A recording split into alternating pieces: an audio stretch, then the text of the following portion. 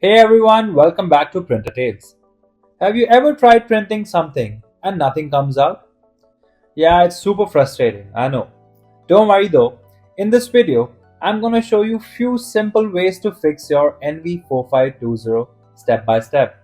By end of this, your printer should be back working smoothly again, and you won't have to stress over those annoying printing problems anymore. Alright, let's jump right in and get this fixed. Method 1. Set printer as default printer.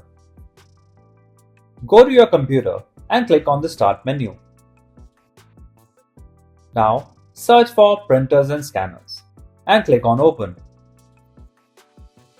Scroll down to Let Windows manage my default printer and uncheck that box. This makes sure Windows won't switch your default printer automatically. Next, scroll back up. Find your HP NV4520 from the list of available printers. Click on your printers and select Manage. Finally, just click Set as Default, and that's it. Your printer is now the default one. Alright, now that we've set up your printer as default, let's proceed to updating printer driver on your computer to resolve the issue. Method 2. Update printer driver via Device Manager. First, click on the Start menu. Type Device Manager and open it. In the Device Manager window, find and expand the Print Queues section. Now, find your HP NV4520 in the list. Right-click on it and select Update Driver. In the Update Driver window, choose Search automatically for drivers. Windows will then check for latest updates and install them for you.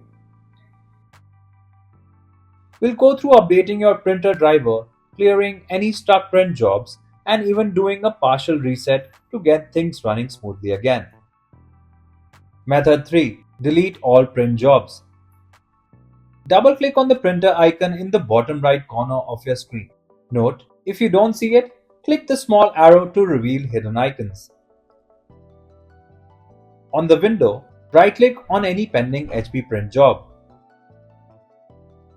When the confirmation box pops up, click on Cancel again to confirm. Note, you'll need to do this for each print job, one at a time. Once that's done, your printer queue will be clear. Does the issue still persist? Don't worry, I'll walk you through the last solution, which is going to do a partial reset of the printer via the operational panel. Method 4. Performing partial reset. Go to your printer. Tap on the back button 4 times. After that, it will light up.